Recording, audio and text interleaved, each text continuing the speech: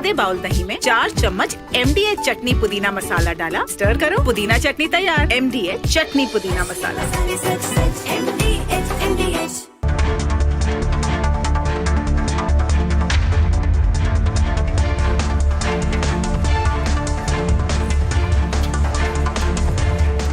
नमस्कार, मैं हूं सैयद सुहेल और आप देख रहे हैं आपका नंबर 1 शो ये भारत की बात है। उम्मीद करते हैं आप पूरी तरह से फिट होंगे और बहुत बहुत सेहतमंद होंगे। और आइए शुरुआत करने जा रहा हूं आज की सबसे बड़ी खबर के साथ। और सबसे बड़ी खबर यह है कि भारत इस वक्त जोश में है, उत्साह में है, आत्मविश्वास से लबरेज है। तो पाकिस्तान झुका और भारत का जाबाज लौटा है, क्योंकि अब तस्वीर देखिए जरा, भारत में लोग सड़कों पर हैं तिरंगा लेकर, जश्न में डूबे हैं। भारतीय सेना ने जिस तरह पाकिस्तान को जवाब दिया, उसके बाद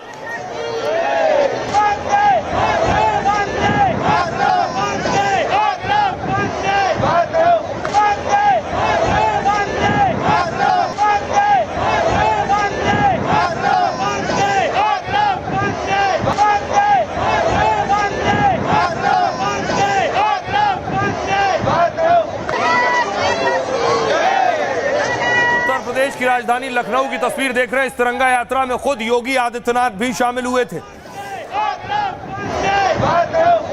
अगली तस्वीर देखिए जरा, भुवनेश्वर में देखिए, बाइक पर तिरंगा यात्रा निकली है। पूरे देश में इस तरह से जश्न मनाया जा रहा है, तिरंगा यात्रा निकल रही है।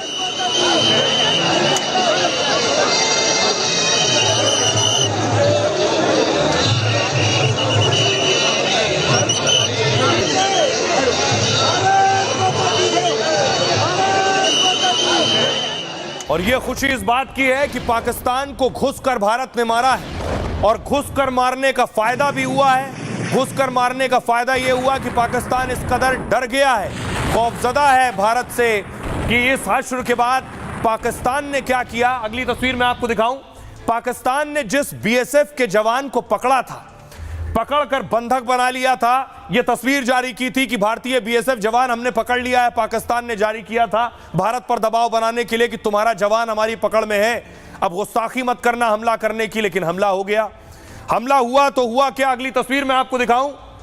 हमले के बाद देखिए, उस BSF जवान को पाकिस्तान ने छोड़ दिया है, वो वापस आ गया है। ये आप देख रहे हैं अटारी बॉर्डर की तस्वीरें, जहां बीच में खड़े हैं BSF के जवान पूनम कुमार, जो पिछले कई दिन तक पाकिस्तान की कैद में बंधक थे, जो सरहद से, बॉर्डर से जिन्हें पाकिस्तान ने बंधक बनाया था। उनका कहना था कि गलती से बॉर्डर पार हो गए और उसके बाद पाकिस्तान ने इन्हें बंधक बना लिया, इनकी तस्वीर जारी की और इनको रिहा नहीं कर रहे थे।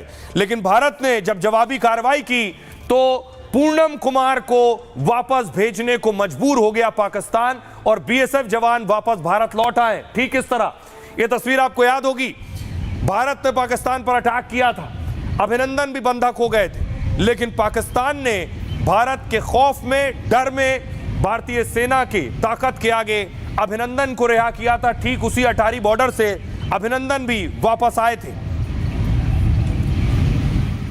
जिस BSF जवान को रिहा किया है पूनम कुमार, उनकी तस्वीर मैं आपको दिखाऊं। यह है पूनम कुमार जो वापस आ गए हिंदुस्तान। लेकिन इनके घर की तस्वीर क्या है, सोचिए घर वालों का हाल क्या होगा, जिन्हें पता था उनका बेटा पाकिस्तान में बंधक हो गया है, जंग के माहौल में बंधक हो गया है। उस घर की तस्वीर देखिए, वहां एक दूसरे का मुंह मीठा कराया जा रहा है, खुशी का आलम है। माता जी मुंह मीठा कर रही है, पत्नी एक दूसरे को मिठाई खिला रही है।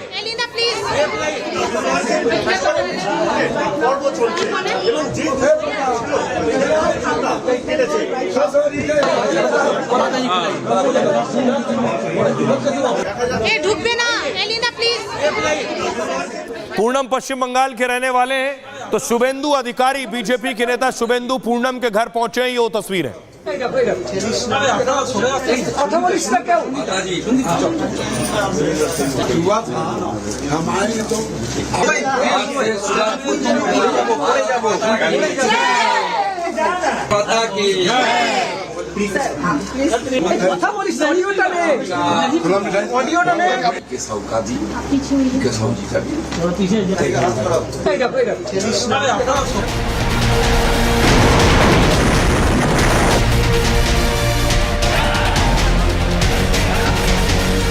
घर के अंदर उन्होंने हमला किया है और पाकिस्तान में आप कहते हैं हमने बात, मोदी साहब कामयाब है भाई, वो 100% कामयाब है, ही इज 200% सक्सेसफुल। याद रखें इस चीज को, 200% सक्सेसफुल है मोदी साहब।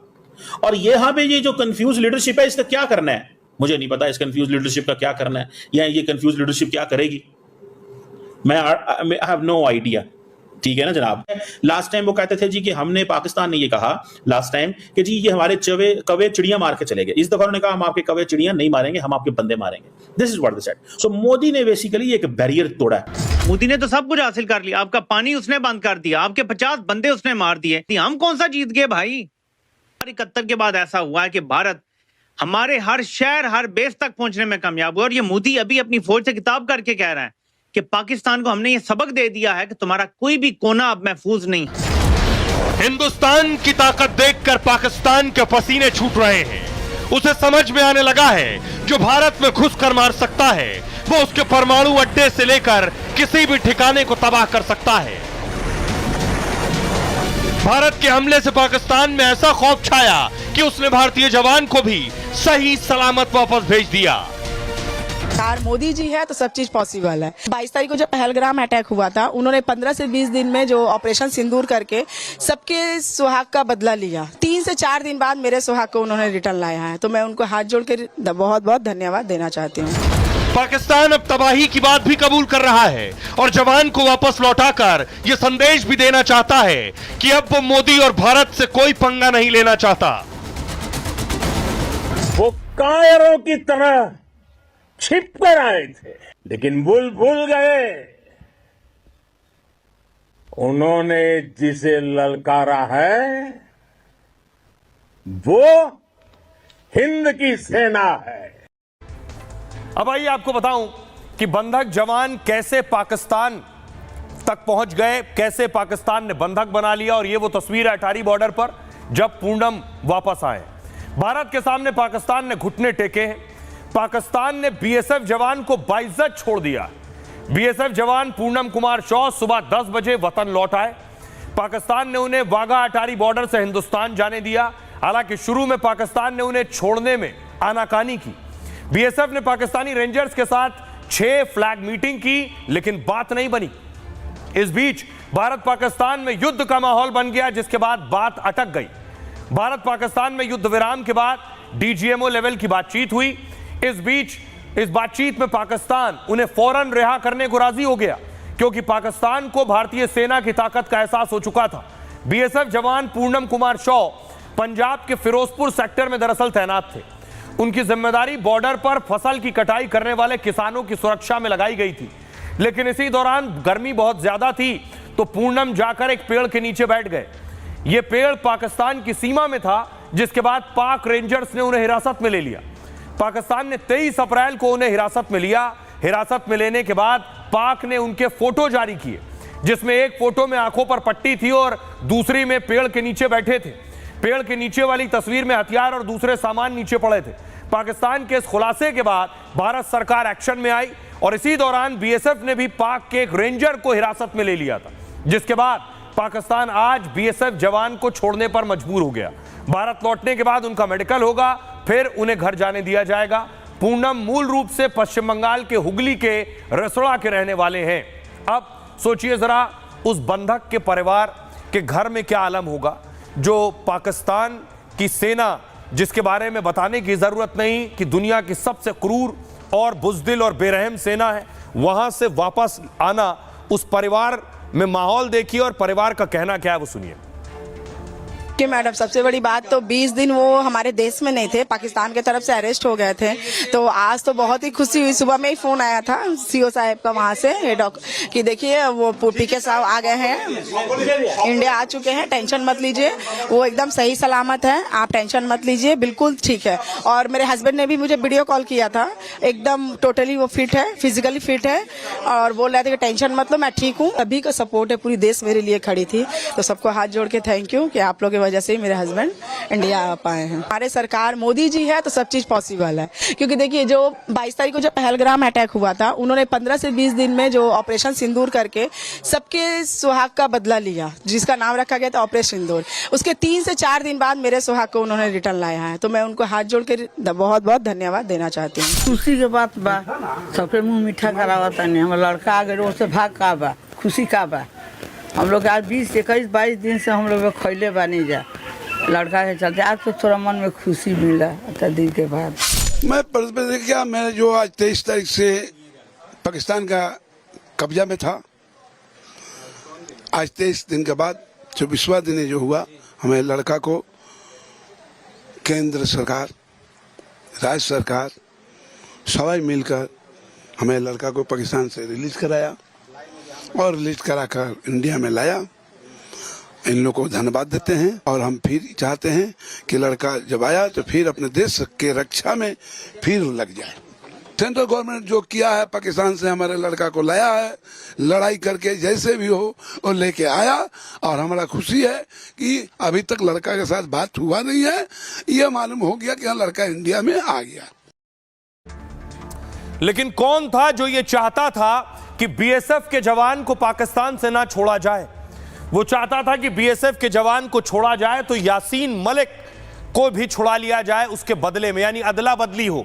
पाकिस्तान बीएसएफ के जवान को छोड़े और भारत यासीन मलिक को छोड़े। ये चाहती थी यासीन मलिक की पत्नी मुशाल मलिक, जो कि पाकिस्तानी है। अगली तस्वीर में आपको दिखाऊं, यासीन मलिक फिलहाल भारत की जेल में बंद है और उम्र कैद की सजा हुई है यासीन मलिक को। कारनामे मैं आपको बताऊंगा।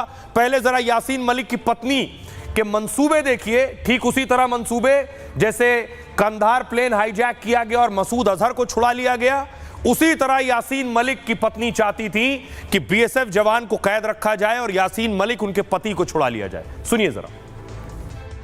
खौफ है इस बात का कि इस हेट्रेड के अंदर इनकी हर मुमकिन कोशिश हो सकती है कि यासीन साहब को फांसी घाट चढ़ा दिया जाए। इनकी हर मुमकिन कोशिश हो सकती है कि यासीन साहब को फांसी घाट चढ़ा दिया जाए, अपनी नफरत को जो कश्मीरियों के साथ, और इस वक्त जो उनका हैंगिंग का केस चल रहा है, तो उनकी कोई इतलात नहीं है, कुछ इतलात नहीं है उनकी, कोई राब्ता नहीं, कोई नहीं जी। 6.5 साल से अलाउड ही नहीं हमें फ़ोन पे बात करना। मेरी मदर इन लॉ के थ्रू कभी कभी पता चलता है, वहाँ पे भी कोई राब्ता नहीं है क्योंकि फ़ोन लाइन्स ही नहीं चल रही होती। तो उनका बहुत ख़तरा है। उनकी हियरिंग इस मंथ है और वो भी क्रॉस एग्जामिनेशन की। तो मैं अपील करूँगी पाकिस्तान की स्टेट को कि जो एक सोशल मीडिया पे हर जगह आ रहा है कि एक फ़ीमेल पायलट जो है यहाँ पे उनको पकड़ा हुआ है, फिर मैंने जब पता किया है ऑफिशियली तो आया है कि उनको नहीं है, बीएसएफ के सोल्जर के बारे में आ रही है रिपोर्ट्स कि कोई पकड़ा है पाकिस्तान ने। अच्छा। तो वो इंडियन अखबारों में भी आई है वो बात। तो मैं यही अपील करूँगी कि उस बीएसएफ सोल्जर के एक्सचेंज में जो है यासीन साहब को और हमारी सारी जो हुर्रियत की क़यादत है उनको फौरी रिलीज़ करा के, जहाँ भी इस वक्त टॉक्स हो रही हैं, चाहे जनीवा में हो रही हैं सीज़ फायर के बाद जो अमेरिका करवा रहा है या चाइना करा रहा है या जो वर्ल्ड पावर या सऊदी अरेबिया का भी इसमें रोल आ रहा है, तो उसमें जो है सीट पे हमारी जो हुर्रियत की रिप्रेजेंटेशन है, लीडरशिप है, उनके बगैर डायलॉग्स जो हैं उनका कोई फ़ायदा नहीं होगा। तो उनकी रिलीज़ करके उनको फ़ौरन जो है डायलॉग के अंदर उनको बिठाया जाए। तो यासीन मलिक की पत्नी के मंसूबे आपने सुन लिए, वो क्या चाह रही थी। अब बताऊं यासीन मलिक के बारे में। आतंकी यासीन मलिक की पत्नी सौदेबाजी करना चाहती थी। बीएसएफ जवान की रिहाई के बदले यासीन की रिहाई का प्लान था, लेकिन ऑपरेशन सिंदूर से डरे पाकिस्तान ने बीएसएफ जवान को छोड़ दिया। 2022 में यासीन मलिक को आजीवन कारावास की सजा सुनाई गई थी। यूएपीए सहित कई आरोपों में यासीन ने दोष कबूल किया। फैसले के बाद से यासीन दिल्ली की तिहाड़ जेल में बंद है। एनआईए ने यासीन के खिलाफ मौत की सजा की मांग की थी। टेरर फंडिंग, आपराधिक साजिश, राज्य के खिलाफ युद्ध छेड़ने का दोषी है। यासीन 1990 में एयरफोर्स के 4 जवानों की हत्या का दोषी है। और इतना ही नहीं, जम्मू कश्मीर की मुख्यमंत्री की बेटी रूबिया सईद के अपहरण में भी हाथ था। यासीन की पत्नी मुशाल मलिक पाकिस्तानी नागरिक हैं, भारत के खिलाफ अक्सर जहर उगलती हैं। आर्टिस्ट मुशाल और यासीन की शादी 2009 में हुई थी। मुशाल पाकिस्तान के एक बेहद अमीर परिवार से आती हैं। उसके पिता प्रोफेसर एम ए हुसैन अर्थशास्त्री थे। मुशाल ने खुद लंदन स्कूल ऑफ इकोनॉमिक्स से ग्रेजुएशन किया है, लेकिन मुशाल जो सोच रही थी वो कामयाब नहीं हो सका, क्योंकि भारत ने जो हमला किया उससे पाकिस्तान खुद दहशत में है और बीएसएफ जवान को इस वजह से पाकिस्तान को वापस भेजना पड़ा। सुनिए जरा डिफेंस एक्सपर्ट्स क्या कह रहे हैं। मुझे बहुत खुशी है कि हमारा लड़का वापस आ गया, और कई बारी मन में ख्याल आता है अगर हमारे पास इनके और भी हैं, सुना है कंफर्म तो नहीं है लेकिन उड़ती फिरती खबर है कि है, तो हम कुलभूषण यादव को भी वापस मांगे। वी शुड एक्सचेंज, अगर हमारे पास इनका प्रिजनर है कोई तो या प्रिजनर्स हैं तो वी शुड एक्सचेंज। अच्छा किया कि पाकिस्तान ने हमारे जवान को वापस कर दिया, लेकिन ये भी सोचना चाहिए कि ये पाकिस्तान ने किया क्यों। और मुझे लगता है रेंजर जो है वो हमारी कस्टडी में था, जो गलती से उसने भी बॉर्डर पार कर लिया था। तो जब मुझे लगता है कि ये एक्सचेंज हुआ होगा कि उन्होंने हमारा बीएसएफ जवान वापस कर दिया और हम उनका रेंजर जो है वो वापस कर देंगे। पाकिस्तान का हाल देखिए कि डर के मारे बीएसएफ जवान को तो भेज दिया है, अब कह रहा है किसी भी सूरत में हमारा जो पानी बंद किया है उस पानी को खोल दो। ये आप देख रहे हैं बगलिहार डैम की तस्वीर में आपको दिखा रहा हूं, पानी रोका जा चुका है, नहर पूरी तरह से सूख गई है, पानी रुका है, तब से पाकिस्तान में हालात बुरे। ये देखिए जरा हाल, यहां से पानी लबालब हुआ करता था, पानी का कतरा दिख नहीं रहा है। पाकिस्तान के मंत्री चिट्ठियां लिख रहे हैं, गिड़गिड़ा रहे हैं, गुहार लगा रहे हैं कि हमारा पानी खोल दो, अब तो जंग रुक गई है, अब तो पानी दे दो। देखिए क्या हाल है पाकिस्तान का। सिंधु जल समझौता सस्पेंड होने से पाकिस्तान बेचैन है, पाकिस्तान की कृषि और पानी सप्लाई प्रभावित हो रही है। पाक भारत से बहने वाली नदियां झेलम, चिनाब और सिंधु पर निर्भर है, लेकिन पहलगाम आतंकी हमले के बाद भारत ने इस पर रोक लगा दी। पाक में सिंचाई, पीने के पानी और बिजली उत्पादन पर असर पड़ रहा है। पाकिस्तान की जल आर्थिक सुरक्षा पर सीधा खतरा मंडराने लगा है। नदी का पानी रोके जाने के बाद पाकिस्तान घुटने पर आया। पाकिस्तान ने औपचारिक रूप से मोदी सरकार से अपील की है। पाकिस्तान के जल संसाधन मंत्रालय के सचिव सैयद अली मुर्तजा ने चिट्ठी लिखी है भारत को। भारत के जल शक्ति मंत्रालय के सचिव को पत्र में बातचीत की पेशकश की है कि हमसे बात कर लो, इस संवेदनशील फैसले पर दोबारा विचार करने की मांग की है। पाक पर यह मार नूर खान और रफीकी एयरबेस की तबाही से ज्यादा बड़ी है। शाहबाज सहित पाक के तमाम नेता सिंधु समझौते पर बयानबाजी कर रहे। पीएम मोदी ने पाकिस्तान को सिंधु समझौते पर सीधी चेतावनी दी है। मोदी ने साफ कहा था, खून और पानी एक साथ नहीं बह सकता।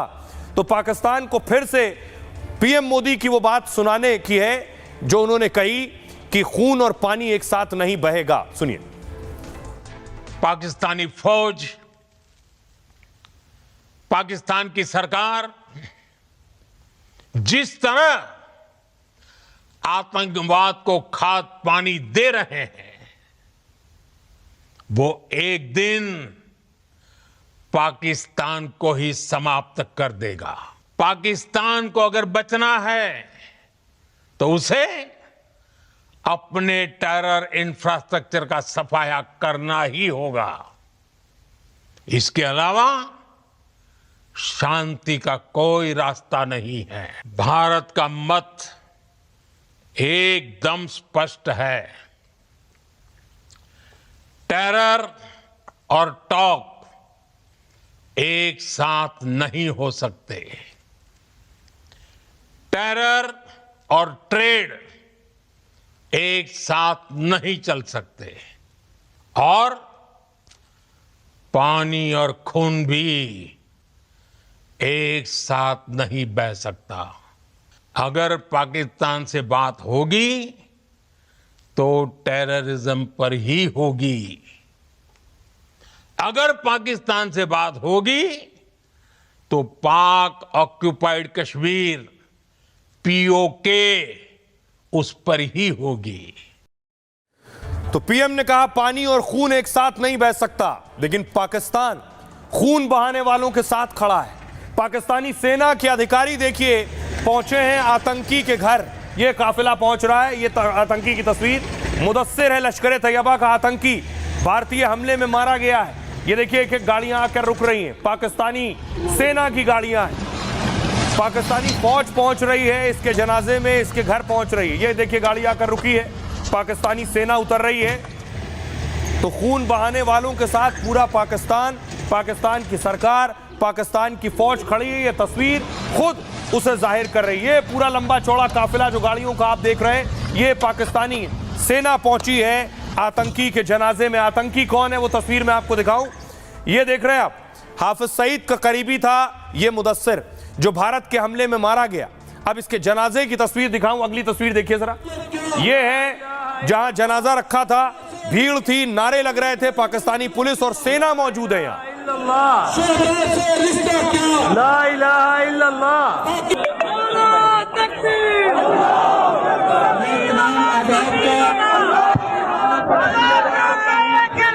पाकिस्तान का मतलब क्या? ला इलाहा इल्लल्लाह। ला इलाहा इल्लल्लाह। तो पाकिस्तानी सेना के चेहरे, वर्दीदारी और पुलिस साफ नजर आ रही है। सोचिए ये आतंकियों के जनाजे में जा रहे हैं पुलिस और फौज। और इतना ही नहीं, ये हाफिज का करीबी था। मसूद अजहर से तो इतना याराना है पाकिस्तान की सरकार का कि मसूद अजहर को जो नुकसान हुआ है इस पर पैसा खर्च करने जा रही है पाकिस्तान सरकार। करोड़ों रुपया देगी इस बहावलपुर के कैंप को ठीक करने के लिए। तो खून बहाने वालों के साथ फौज भी खड़ी है और सरकार भी खड़ी है। इसलिए पानी खोलने और बहाने का मतलब ही नहीं उठता है। देखिए, आतंकवाद पर पाकिस्तान एक बार फिर बेनकाब हो गया है। आतंकी को 14 करोड़ का इनाम देगा पाकिस्तान। ऑपरेशन सिंदूर ने आतंकी के खानदान को मिट्टी में मिला दिया। भारत के हमले में मसूद अजहर के परिवार के 14 लोग मारे गए। शाहबाज सरकार अब आतंकी के परिवार को मुआवजा देने जा रही है। हर एक सदस्य की मौत पर 1 करोड़ रुपए मुआवजा देगी। मसूद अजहर को सरकारी राहत कोष से राशि दी जाएगी। पाकिस्तानी प्रधानमंत्री कार्यालय ने मुआवजे का ऐलान किया है। बहावलपुर में भारत ने मसूद के ठिकाने पर हमला किया। इस स्ट्राइक में मसूद अजहर को बहुत नुकसान पहुंचा था। इन पैसों का इस्तेमाल मसूद अपने हेडक्वार्टर की मरम्मत में करेगा, साथ ही हथियार खरीदने और ट्रेनिंग कैंप में इसे लगा सकता है। आतंकी संगठन जैश ए मोहम्मद का सरगना है मसूद अजहर, और मसूद अजहर 1994 में इसे गिरफ्तार किया था भारत ने। 1999 में कांधार हाईजैक की वजह से इसे छोड़ना पड़ा और साल 2000 में मसूद ने जैश ए मोहम्मद की नींव रखी है। 2001 में दिल्ली में संसद पर हमला मसूद ने करवाया, 14 लोगों की जान गई थी। पठानकोट और उरी हमले में भी मसूद अजहर का हाथ था। 2019 में सोचिए, संयुक्त राष्ट्र ने इसे वैश्विक आतंकी घोषित किया था। अब आप सोचिए, सिर्फ इस बात से अंदाजा लगाइए कि यूएन ने इसे ग्लोबल टेररिस्ट घोषित किया। उस टेररिस्ट के घर के 14 लोग मारे गए और उन 14 लोगों को 14 करोड़ पाकिस्तान सरकार देने जा रही है और अमेरिका ये सब तमाशा देख रहा है। सुनिए जरा, पाकिस्तान के लोग खुद क्या कह रहे हैं। वो खुद चाहते हैं पाकिस्तान में जिस तरह से आतंकी पनप रहे हैं, पाले पोसे जा रहे हैं, पाकिस्तान खुद नक्शे से मिट जाए। सुनिए। मैं तो चाहता हूँ कि जंग स्टार्ट हो जाए पाकिस्तान। अल्लाह, क्यों चाहते हो जंग स्टार्ट हो जाए? मैं तो चाहता हूँ कि पाकिस्तान वगैरह। आपका भी मुल्क है, हमारा भी मुल्क नहीं है। हम पाकिस्तान वाले बस अपना बना दे, अफगानिस्तान के साथ हो जाए। इतने नाराज क्यों हो? रियासत वालों ने हमें, हमारे पश्तूनों वगैरह को गम के अलावा कुछ भी नहीं दिया। गम मिले, हमारे मिनरल्स है, हमारे रिसोर्सेज वगैरह है, वो सब कुछ कार है, लेकिन हमें उसके बदले में कुछ भी नहीं मिला है। मैं तो बस ये चाहता हूँ कि जंग स्टार्ट। पश्तून तो हमेशा लड़े हैं बॉर्डर्स पे, अभी नहीं लड़ेंगे इंशाल्लाह। क्यों? अभी हमने सब कुछ छोड़ दिया। पॉलिसी बदल गई है। पाकिस्तान ने गम के अलावा क्या दिया कि हम उसके साथ खड़े हो जाए, जंग लड़े? आप मुझे बता दो क्या दिया है? मैं भी नाम दिया है, आप पाकिस्तानी हो, जमीन दिया, शनाख्त दिया। कौन सा नाम? मुझे तो शर्म आता है कि मैं बोलता हूँ कि मैं पाकिस्तान से हूँ। हाँ, कौन सा शनाख्त की बात कर रहे हो आप? और आतंकिस्तान से जुड़ी खबर बड़ी आ रही है। आपको बता दें कि संयुक्त राष्ट्र सुरक्षा परिषद की बैठक में भारत ने बड़ा फैसला किया है कि यूएनएससी में आतंकी हमले के सबूत देगा। भारत पाक की आतंक परस्ती के सबूत दुनिया के सामने रखेगा।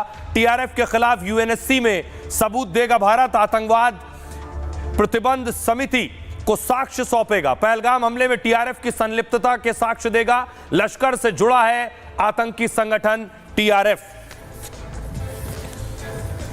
तो भारत ने भी तय कर लिया है, सबूत भी देंगे वहां, और जिन आतंकियों को पाल रखा है उन्हें घर में घुसकर भी मारेंगे। आज भारतीय सेना ने एक वीडियो जारी किया। आतंकियों का खात्मा भारतीय सेना कैसे करने की तैयारी कर चुकी है।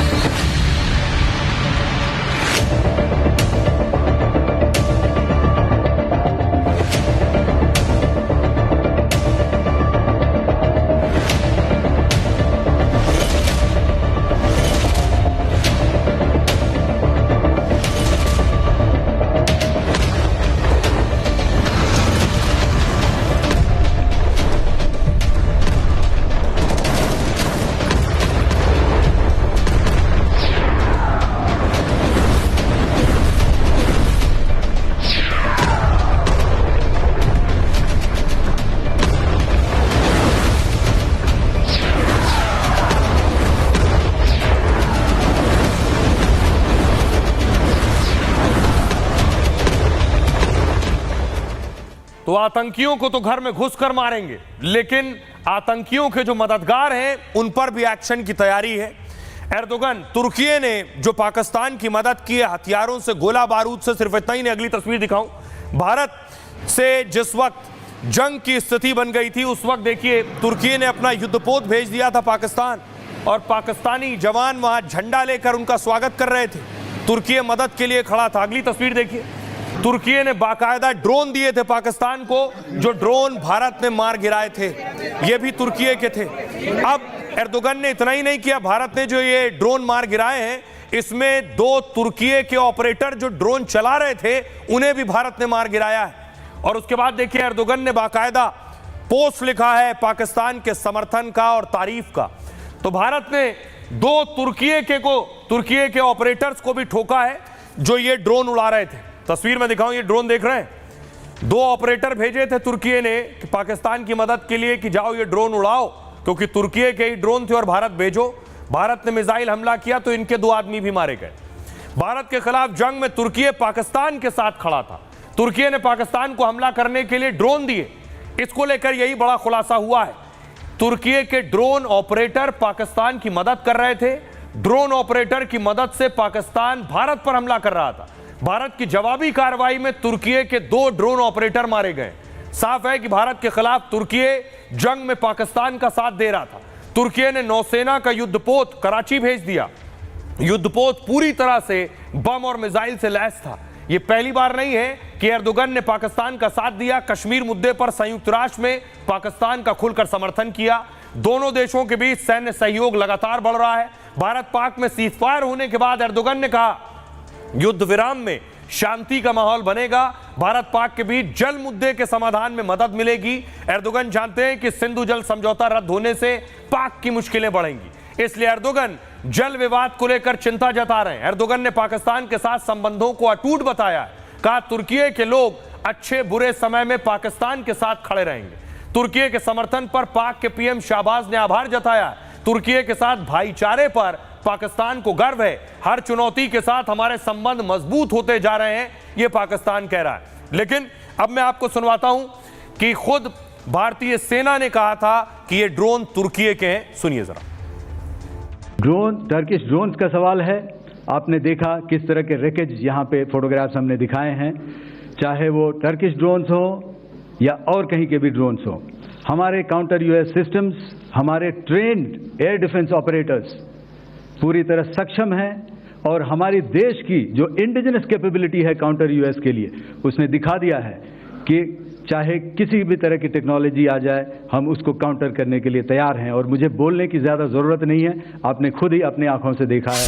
अब ऐसे समय में जब पाकिस्तान और भारत के बीच युद्ध जैसी स्थिति है, तुर्की और अजरबैजान ने खुलकर के भारत के खिलाफ पाकिस्तान का समर्थन किया है और कोई देश जो भारत के खिलाफ होगा, भारत के व्यापारी पुरजोर तरीके से उसकी खिलाफत करेंगे। इसीलिए आज हमने आग्रह किया है कि आने वाले समय में न केवल व्यापारी बल्कि देश के लोग तुर्की और अजरबैजान की यात्राओं का बहिष्कार करें। प्रतिवर्ष तुर्की में हिंदुस्तान से लगभग 3 लाख टूरिस्ट जाता है, अजरबैजान में भी लगभग 2.5 लाख टूरिस्ट जाता है, जो वहाँ पर बहुत पैसा खर्च करता है। उससे वहाँ के स्थानीय व्यापार और अर्थव्यवस्था को बल मिलता है। लेकिन बहिष्कार की इस घोषणा के बाद लोग तुर्की और अजरबैजान नहीं जाएंगे और तुर्की और अजरबैजान को पता लगेगा कि भारत की खिलाफत करने का अंजाम क्या होता है। और दूसरी तरफ देखिए कि शहबाज शरीफ कल ही तुर्की के राजदूत से मिले, उनका शुक्रिया अदा किया है जिस तरह से तुर्की ने उनकी मदद की है। और इससे पहले जब देश को संबोधित किया था पाकिस्तान में, तब भी तुर्की और एर्दोगन को बड़े भाई बताकर संबोधित किया था। इसलिए अब देखिए भारत में तुर्की के सेब भारत में बहुत बिकते हैं। भारत में मांग उठ रही है कि ये जो तुर्की के सेब हैं इनका बॉयकॉट किया जाए। कोई तुर्की का सेब नहीं खरीदेगा क्योंकि तुर्की हथियारों से भारत के खिलाफ पाकिस्तान की मदद कर रहा था। बाकायदा इसके लिए व्यापारी समुदाय प्रोटेस्ट कर रहा है। लोग आज सड़कों पर उतरे थे और प्रदर्शन कर रहे थे तुर्की के बॉयकॉट पर। हमसे टकराएगा, हमसे टकराएगा।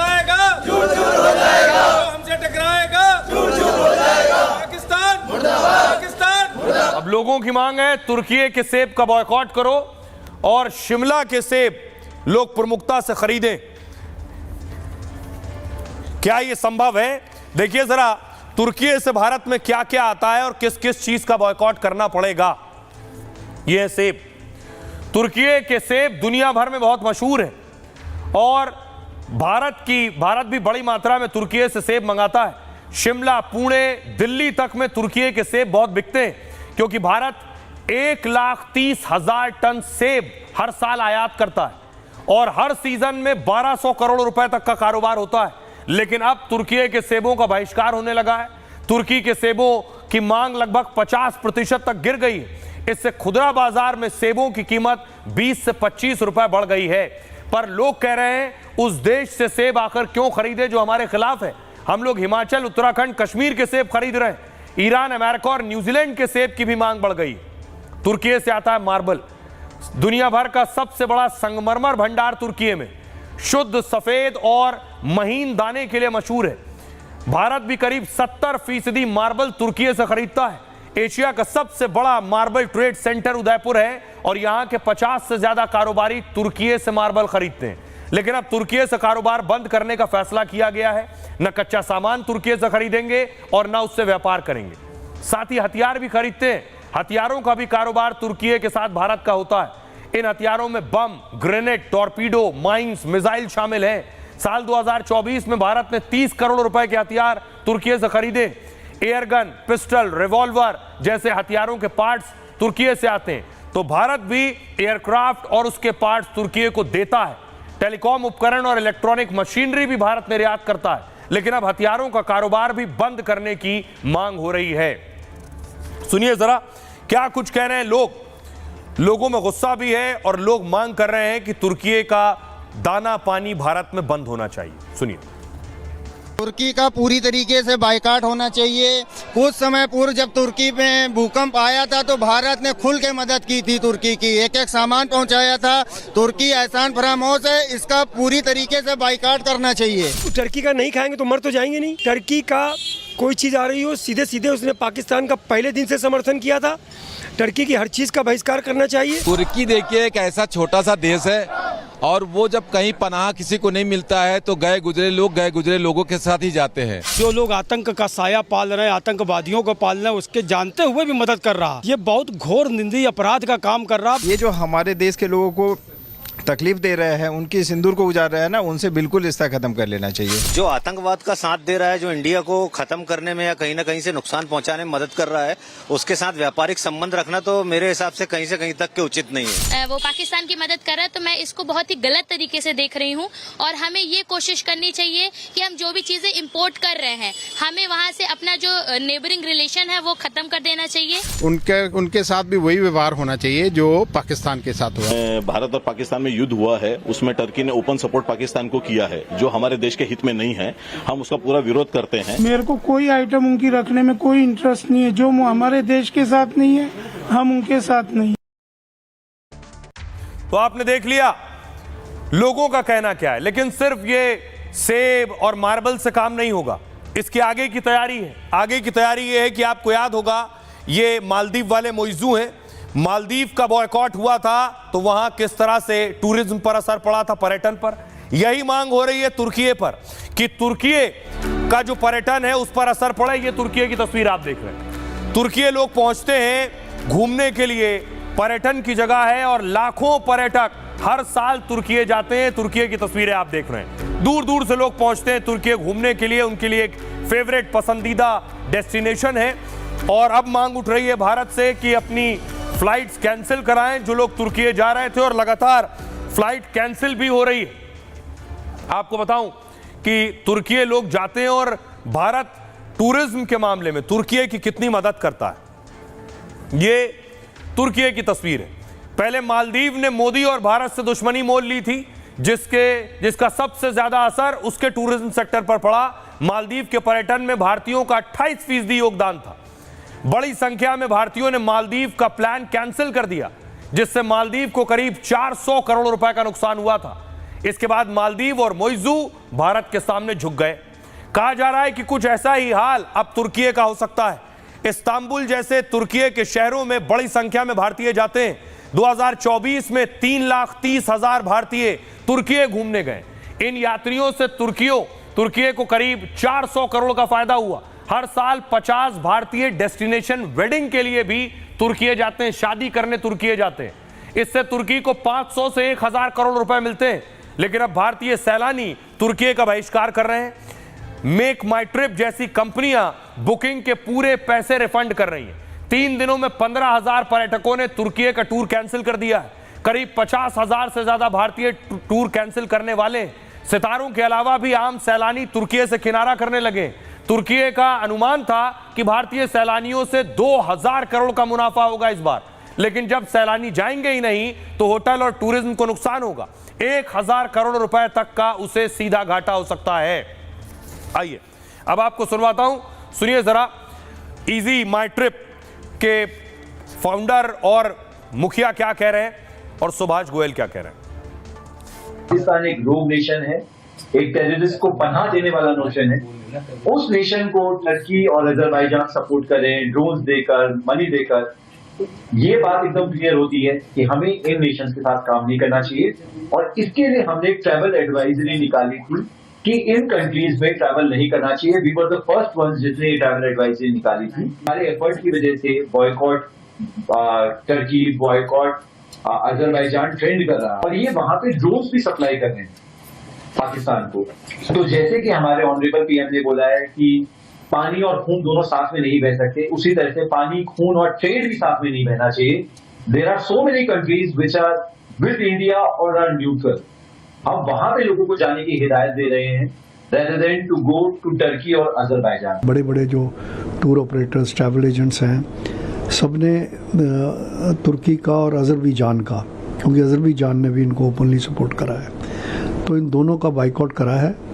और हम इंडियन चैम्बर की तरफ से इन सारी एसोसिएशंस के साथ हैं और उन्होंने ये भी कहा है कि भाई गवर्नमेंट ऑफ इंडिया को इन दोनों कंट्रीज़ के खिलाफ एडवाइजरी इशू करनी चाहिए। अब देखिए एक विचित्र तस्वीर सामने आ गई है, बड़ी दुविधा है। हम और आप तो बात कर रहे हैं तुर्की के बॉयकॉट की, लेकिन यहाँ कांग्रेस के नेता पसोपेश में समझ नहीं पा रहे हैं करना क्या है। सवाल पूछा गया है जयराम रमेश से, तो कह रहे हैं पवन खेड़ा की तरफ माइक घुमा दिए, पहले आप, फिर वो उनसे कह रहे हैं पहले आप। सुनिए जरा, पहले आप। क्या कांग्रेस पार्टी का समर्थन टर्की बॉयकॉट, टर्की के बाइकॉट पे सर क्या कांग्रेस पार्टी का समर्थन करते हैं ये शिप में? इस पर भी हम शीघ्र आपसे जरूर टर्की बॉयकॉट, टर्की के बाइकॉट पे सर क्या कांग्रेस पार्टी का समर्थन करते हैं ये शिप में? इस पर भी हम शीघ्र आपसे जरूर टर्की बॉयकॉट, टर्की के बाइकॉट पे सर क्या कांग्रेस पार्टी का समर्थन करते हैं ये शिप में? इस पर भी हम शीघ्र आपसे जरूर टर्की के बाइकॉट पे, टर्की के बाइकॉट पर कैसे कांग्रेसी फंस गए नेता कि आखिर बोले तो बोले कौन। लेकिन अब तुर्की को आईना दिखाने की जरूरत है। तुर्की पाकिस्तान की मदद कर रहा था और तारीफ कर रहा था। जरा ये तस्वीरें देखिए, तुर्की में जब भूकंप आया था, बड़ा भूकंप था, बड़ी तबाही हुई थी। आप देख रहे हैं ताश के पत्तों की तरह बड़ी बड़ी ऊंची इमारतें गिर गई थी तुर्की में। यह जलजला ऐसा था कि लोगों में डर, दहशत थी। तुर्की लगभग बर्बाद होने जैसी स्थिति में था।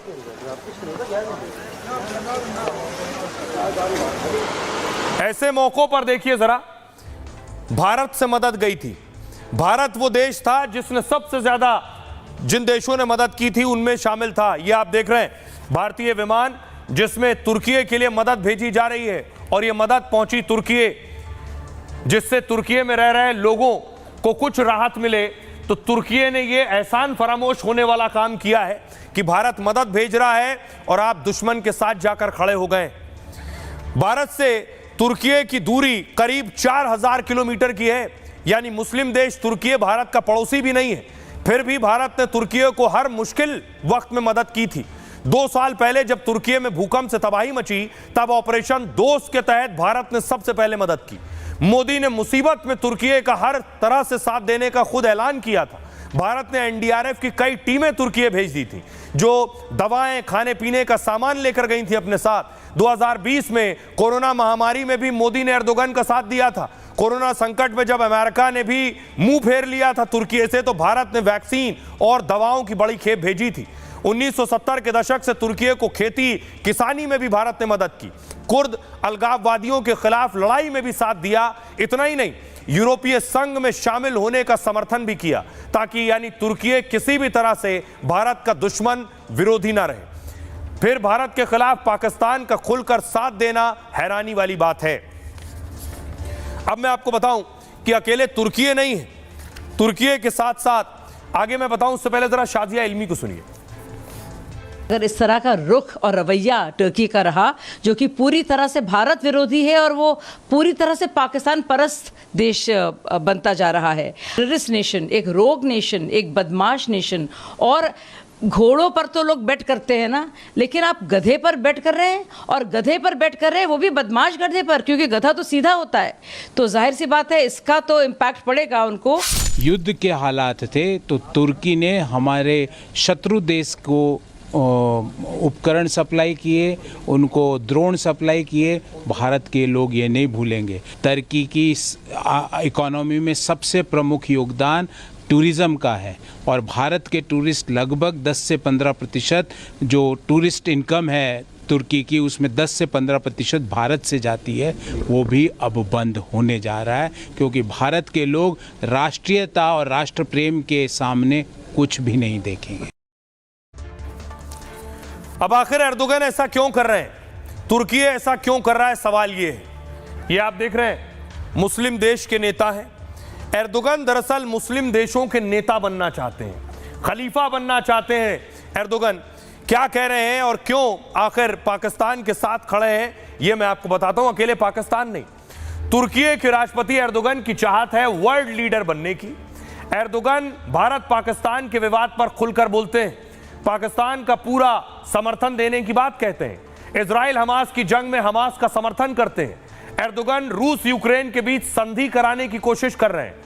इस्तांबुल में पुतिन ज़ेलेंस्की के बीच बैठक की संभावना है। एर्दोगन मानते हैं विश्व शांति और कूटनीति में तुर्की की बड़ी भूमिका है। एर्दोगन मुस्लिम देशों का नेतृत्व करने का सपना देखते हैं। 2019 में एर्दोगन ने इंडोनेशिया में इस्लामी शिखर सम्मेलन किया, जिससे में Pakistan, Indonesia, Malaysia, Iran, Qatar शामिल हुए। तब एर्दोगन ने सऊदी अरब की अगुवाई वाले ओआईसी को चुनौती दी थी। ओआईसी इस्लामी सहयोग संगठन, जिसमें 57 मुस्लिम देश हैं। एर्दोगन की छवि उन्हें कई मुस्लिम देशों में लोकप्रिय बनाती है, लेकिन उनकी नीतियां हमेशा विवादों से घिरी रहती हैं। जिन देशों में तुर्की ने ज्यादा दखल दिया है वो सब बर्बाद हो गए। उदाहरण लीजिए, लीबिया में मुस्लिम ब्रदरहुड से जुड़ी सरकार का इन्होंने समर्थन किया। एर्दोगन ने लीबिया को सैन्य सहायता भेजी, इससे लीबिया में गृहयुद्ध और अस्थिरता बढ़ गई। कतर 2017 में सऊदी अरब और यूएई ने कतर का बहिष्कार किया, तो एर्दोगन ने कतर का साथ दिया। कतर ने इस दोस्ती से भू राजनीतिक लाभ उठाया, लेकिन क्षेत्रीय तनाव बढ़ा, जिसका असर अन्य देशों पर भी पड़ा। सीरिया लीजिए, दिसंबर 2024 में बशर अल असद का तख्ता पलट हो गया। एर्दोगन ने सीरिया में हयात तहरीर अल शाम का समर्थन किया। सीरिया में अभी भी इस्लामी समूहों के बीच जंग जैसी स्थिति है, इसके लिए काफी हद तक तुर्की भी जिम्मेदार है। तो यह है एर्दोगन का रोल। लेकिन एर्दोगन अकेले नहीं है। आपको मैं बताऊं, एर्दोगन जैसे मदद कर रहे थे, तुर्की मदद कर रहा था चीन की, पाकिस्तान की, वैसे चीन मदद कर रहा था पाकिस्तान की। तो हम तुर्की के सामान का तो बॉयकॉट कर रहे हैं, लेकिन हम चीन के सामान का बॉयकॉट नहीं कर पाते हैं। आखिर क्यों? भारत के खिलाफ तनाव और जंग में चीन ने पाक का साथ दिया। यह ऐलान तक कर दिया कि वो हर हाल में पाकिस्तान के साथ है। पाकिस्तान को एयर डिफेंस और फाइटर जेट भी चीन ने दिए। चीन के इस रुख से भारत में फिर बॉयकॉट चीन की मांग उठ रही है। चीन के बहिष्कार की मांग देश में पहले भी कई बार उठी है, लेकिन चीनी सामानों का पूरी तरह बहिष्कार क्यों नहीं हो पाता है? दरअसल चीन भारत का पड़ोसी और बड़ी आर्थिक ताकत है। ग्लोबल और भारत से व्यापार में चीन ने अहम जगह बनाई हुई है। उसे रातों रात तोड़ना या खत्म करना बिल्कुल मुमकिन नहीं है। अमेरिका जैसे देश को चुनौती देने के लिए चीन ने तैयारी की है। वो सस्ती कीमत पर आसानी से सामान उपलब्ध कराता है। भारत का पड़ोसी है तो ट्रांसपोर्ट में भी उसे आसानी होती है, इसलिए खिलौनों से लेकर सजावट तक के काफी सामान चीनी हैं। दिवाली में चाहे झालर हो, बिजली के सामान हो या होली की पिचकारी हो, इन सब पर धीरे धीरे चीन ने भारत के बाजारों में पैठ बना ली है। देश में समय समय पर भले चीन के बहिष्कार की मांग होती हो, लेकिन असल में भारत चीन के बीच पुराने व्यापारिक रिश्ते हैं। अमेरिका के बाद भारत का सबसे ज्यादा कारोबार चीन से होता है। पिछले एक साल में 86.5 अरब डॉलर का कारोबार हुआ है। चिप से लेकर दवाइयों तक की कच्ची सामग्री चीन से मिलती है, इसलिए चीन का पूरी तरह बहिष्कार कर पाना संभव नहीं है। ट्रंप ट्रेड और टैरिफ को लेकर नए नए ऐलान कर रहे हैं। इससे भारत को अमेरिका के अलावा भी मजबूत विकल्प मिलेगा, इसलिए वो चीनी सामानों का पूर्ण बहिष्कार नहीं कर सकता है। अब आपको बताऊं कि आपने चेहरा तो देख लिया दो लोगों का, एक वो जिसकी मैं बात कर रहा हूं तुर्की के तौर पर पाकिस्तान के साथ खड़ा है, और दूसरा चीन। लेकिन एक और जगह है, वो है बलूचिस्तान, जो पाकिस्तान का ही हिस्सा है। बलूचिस्तान के लोग भारत के साथ खड़े हैं। ये आप देख रहे हैं, बलूचिस्तान में बाकायदा प्रोटेस्ट हुआ, भारत का झंडा आप देख रहे हैं, और भारत के साथ दोस्ती का हाथ बढ़ाते हुए बलूचों ने पोस्टर लगाए। दूसरी तरफ देखिए अफगानिस्तान, ये अफगानिस्तान का शख्स है, भारत ने पाकिस्तान को पीटा तो ये भारत की तारीफ कर रहा है। उसके बच्चे देखिए भारतीय तिरंगा अपने हाथ में लिए हुए। सुनिए। 50 साल दुश्मन, बहुत अच्छा दिन है, बहुत जबरदस्त दिन है। आज हमारे भाई ने हमारे 50 साल दुश्मन को मारा। ये वो बुज़दिल दुश्मन है जो 50 सालों में हमारा मुल्क को इन लोगों ने तबाह किया। ये बहुत अरसे से हमारे पख्तिया को, हमारे खोस्त को, हमारे जलालाबाद को, हमारे कोतक को, लोगों को मार रहे हैं। आज हम लोगों ने जश्न मनाया है चाय के साथ। इंशाल्लाह ये जश्न होगी, ये जश्न। अब आपको बताऊं, लेकिन सारे जो मददगार हैं, चाहे वो चीन हो या फिर तुर्की हो, इन्होंने बेशक कैसे भी मदद की हो पाकिस्तान की, भारत ने सारी मदद बेकार कर दी। मदद बेकार की अपने डिफेंस सिस्टम से भारत ने। यह डिफेंस सिस्टम आकाश और S-400, लेकिन भारत ने एक और डिफेंस सिस्टम तैयार कर लिया है। वो ये डिफेंस सिस्टम काम कैसे करता है, सबसे पहले मैं आपको ये बताता हूं। अब तक आपने देखा होगा, ये आप देख रहे हैं, ये है अंतर्राष्ट्रीय सीमा जो आपको नजर आ रही है इस वक्त। इसे कहते हैं इंटरनेशनल बॉर्डर। लाल लकीर और नीली लाइन देख रहे हैं। डिफेंस सिस्टम कैसे काम करता है, आगे देखिए। रडार लगाए जाते हैं, ये पहली लेयर है सर्विलांस रडार। ये आप देख रहे हैं, ये रडार यहां लगे और रडार एक्टिव हो गए। इतना जो इलाका आप देख रहे हैं, ये सब रडार के दायरे में है, यानी जैसे ही दुश्मन का हथियार आएगा अंदर इस दायरे में सीमा पर, फौरन रडार इंफॉर्म करेगा कि दुश्मन का हथियार आ गया है। दूसरा डिफेंस सिस्टम क्या होता है, दूसरी तैयारी भारत की क्या होती है, लेयर 1 होती है ड्रोन और मैन पैड्स। ये आप देख रहे हैं, भारत ने यहां ड्रोन लगा रखे हैं। रडार के क्षेत्र में जैसे ही हथियार आया, ड्रोन एक्टिव हो गए। ड्रोन चाहेंगे कि दुश्मन के हथियार को मार दें, लेकिन अगर दुश्मन का हथियार नहीं मारा जा सका तो क्या होगा, उसके बाद देखिए जरा लेयर 2 क्या है भारत की।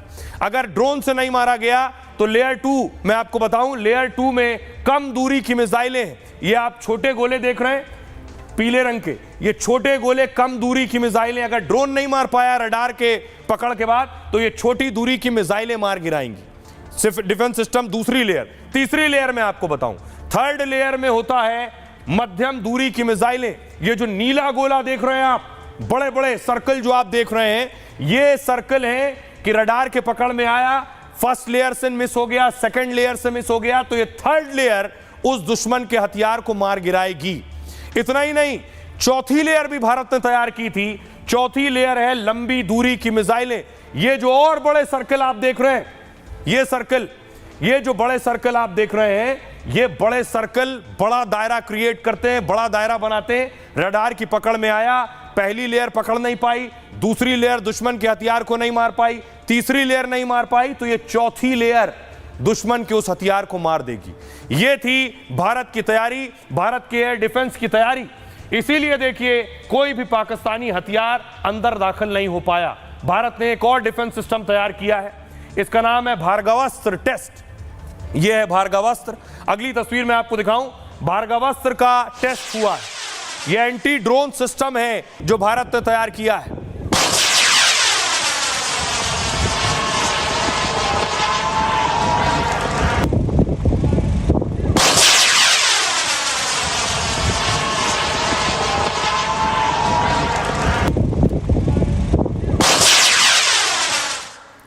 आइए अब आपको बताऊं, ये क्या काम करेगा भार्गवास्त्र?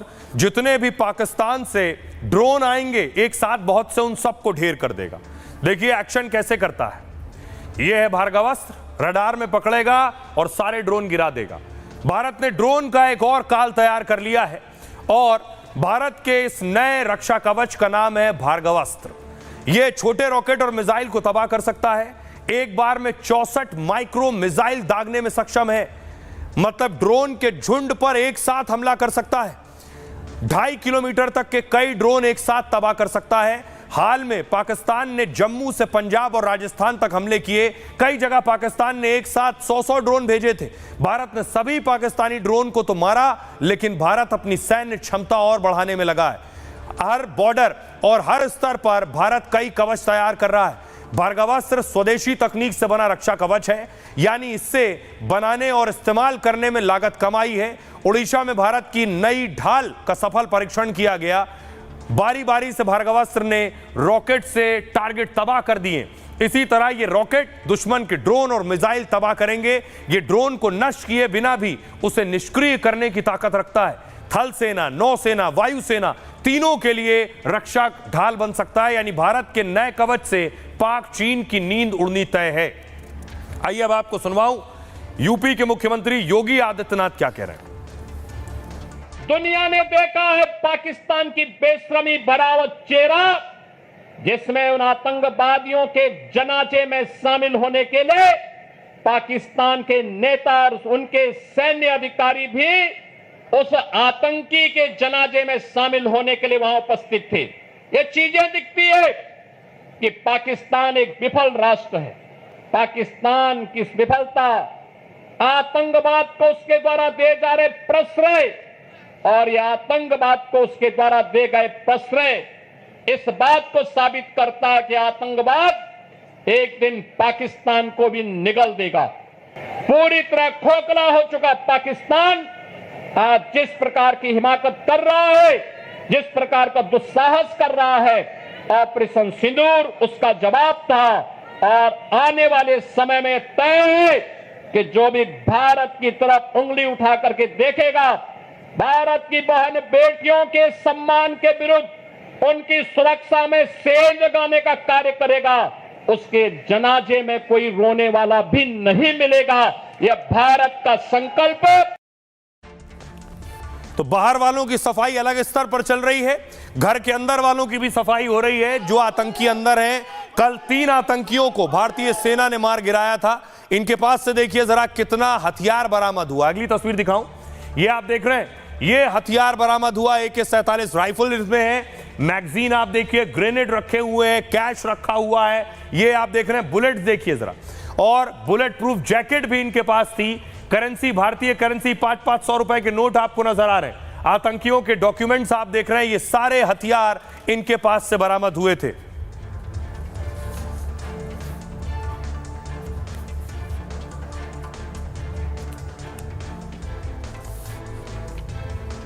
आइए अब मैं आपको बताऊं कि कुछ इस तरह के लोग भी उसमें हैं जिसमें जासूस भी शामिल हैं, जिस पर एक्शन हो रहा है।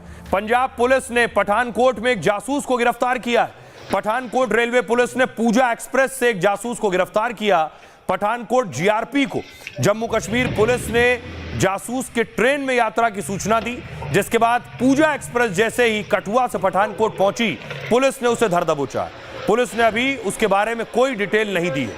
पंजाब के भटिंडा से भी एक जासूस गिरफ्तार किया गया है। पंजाब पुलिस ने रकीब नाम के एक शख्स को गिरफ्तार किया है। रकीब भारत की संवेदनशील जानकारी पाकिस्तान को भेजता था। रकीब अमृतसर सैन्य छावनी में सेना की वर्दी सिलाई का काम करता था, लेकिन काफी दिनों से उसकी हरकत पर पंजाब पुलिस नजर रख रही थी। उसकी गिरफ्तारी के बाद उसके परिवार के लोगों से पूछताछ हो रही है। सुनिए। आइए अब आपको बताते हैं आज का सूत्र में क्या है खास। मुश्किलें जिंदगी का हिस्सा है। जब आप परेशानियों से जूझते हैं तभी आपकी काबिलियत निखर कर आती है। जिंदगी और कामयाबी का यह मंत्र दिया था भारत के missile man APJ Abdul Kalam ने। तमिलनाडु के गरीब परिवार में 1931 में डॉक्टर कलाम साहब का जन्म हुआ। डॉक्टर कलाम बचपन से सपना था उनका कि आकाश में उड़ने का। साधनों का अभाव था तो मेहनत और पढ़ाई से इसे पूरा करने में जुट गए। गणित और फिजिक्स डॉक्टर कलाम के पसंदीदा विषय थे, दोनों में वो माहिर हो गए और एरोस्पेस इंजीनियरिंग करने लगे। फिर आया उनके सपने का पहला पड़ाव। कलाम साहब इंडियन एयरफोर्स की परीक्षा में बैठे थे। परीक्षा में उन्हें मिलाकर कुल 25 उम्मीदवार थे, इसमें से सिर्फ 8 उम्मीदवारों का ही चयन होना था। कलाम 9वें नंबर पर रहे और एयरफोर्स में जाने का उनका सपना भी टूट गया। कलाम थोड़ा उदास हुए, लेकिन नए मिशन में जुट गए। पढ़ाई पूरी कर वो इसरो से जुड़ गए और बड़े वैज्ञानिक बने। हालांकि इसरो में भी डॉक्टर कलाम को पहले कदम पर नाकामी ही मिली। रोहिणी सैटेलाइट को पहले प्रयास में कक्षा में स्थापित नहीं कर पाए, लेकिन उन्होंने हार नहीं मानी, दूसरे प्रयास में कामयाबी हासिल की। बाद में डॉक्टर कलाम ने ही देश को पृथ्वी, अग्नि और नाग जैसी मिसाइल दी। आकाश मिसाइल सिस्टम के पीछे भी डॉक्टर कलाम की ही सोच थी। डॉक्टर कलाम ने संघर्ष से एक सूत्र दिया, जिंदगी में चुनौतियां हमें बर्बाद करने के लिए नहीं आती, ये हमें मौके देने और शक्तियों का एहसास कराने आती हैं। बहरहाल ये भारत की बात है में इतना ही। आप अपना और अपनों का बहुत बहुत ख्याल रखिए। रुक रहे हैं एक ब्रेक के लिए। ये है सीक्रेट रेसिपी MDH का जीरा सिर्फ जल जीरा मसाला। सिर्फ जीरा सिर्फ MDH का जल जीरा सिर्फ MDH का जल जीरा सिर्फ